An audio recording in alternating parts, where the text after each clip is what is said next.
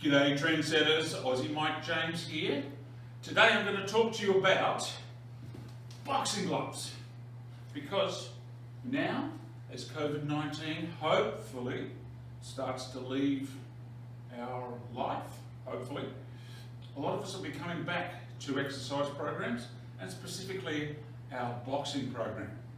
Now if you're beginner, intermediate, advanced, when you're getting back to it, it's very important to remember the 3 H's. It's your health, your hygiene, and your hand protection.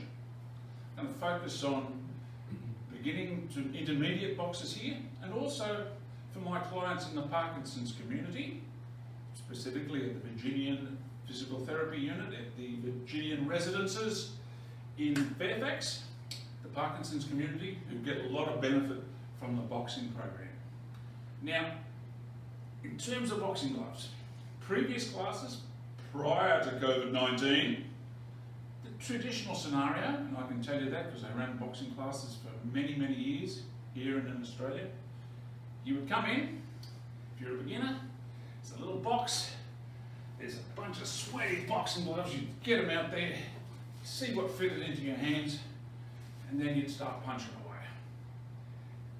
These days with COVID-19, that's just a big no-no, alright? That's why I'm going to encourage you to buy your own gloves, and I'll give you some guidelines on that, because sticking your hands in to where other people have had their hands this day and age is just not a done deal. In fact, I would be surprised if any fitness centres do that anymore. If they do, if you're going to have to put your hands in gloves that aren't yours, at least put some surgical gloves on first. Okay? Wrap your hands in those, put those on, they're easy to put on. Put those on to give yourself some hygienic protection. And wash your hands after. Hands, wrists, forearms, etc. Careful not to wrap your eyes. They shouldn't do that, really. You should really buy your own boxing gloves. We'll talk about that. But first, before you even buy the boxing gloves, perhaps some other protection. Hand grips. Great if you can learn to strap your hands. That takes time. Now if you're in the Parkinson's community, that's going to be a lot of time, because we know a lot of the times we're going to have the tremors in the hands. So that's going to make it less time efficient. I'm going to be a little bit different from what they tell you in all the books now, that you've got to have wraps before you put the gloves on.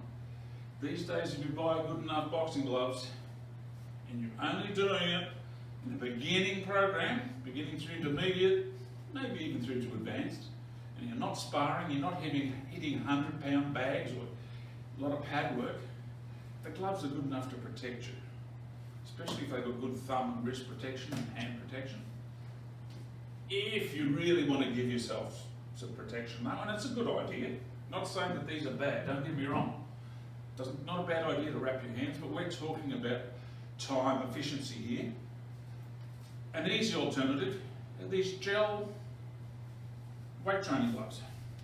Easy to stick on, take a couple of seconds and you're there.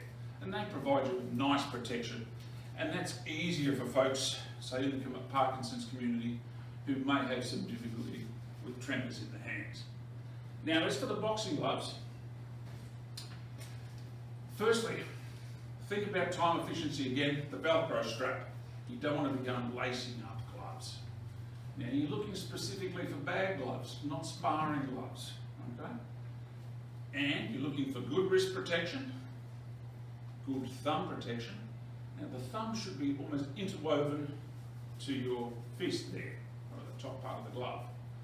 Shouldn't have the thumb flying out, as you'll see in the cheaper gloves. If your thumb's loose, there's a tendency for beginners who really don't know how to throw a punch to perhaps hurt their thumb. The thumb will come out and you'll jam your thumb. Now with this, you've got your gloves on, hands into the glove, easy to wrap around. Now you've got good thumb protection there, it's interwoven, nice padding there. Put the other glove on, again it doesn't take much time. Easy to take on and off, you've got the Velcro strapping. Your hands should feel nice and tight without being too tight. You should have a little bit of room in the hands and fingers just at the end, but they're nice and tight. Now, beginners, or not beginners so much as people say under 150 pounds, that's certainly not me, but people under 150 pounds, you can go with 10 ounce to 12 ounce gloves. If you're heavier than 150, generally you're looking at what they'd say medium to large, 12, 14, 16 ounce gloves. Anything higher than 16, there's going to be a bit of a drag on your upper body. Carrying around 18 ounce gloves when you're a beginner can really be a strain on your shoulders. So these are about 14 ounce, these are nice, 12, 14 ounce. Gives you plenty of room, easy to hold, good thumb protection. Lots of brands out there. Think of it as an investment. Buying your own gloves, $60 to $70.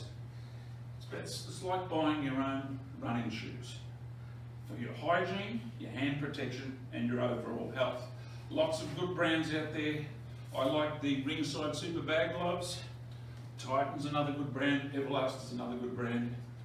As always, if you buy any sort of apparel, try before you buy. Try them on in the store. But think about it, guys. Getting back into your boxing program, make sure you have adequate hand protection, hygiene. Don't be dipping your hand into other people's gloves if you can help it. If you have to, wear some plastic gloves underneath. Hand protection, wrist, thumb, good foam there. You've got a great way to commence your boxing program coming back from COVID-19. We're looking forward to seeing you in the gym punching away. So it's Aussie Mike James signing off, and keep punching.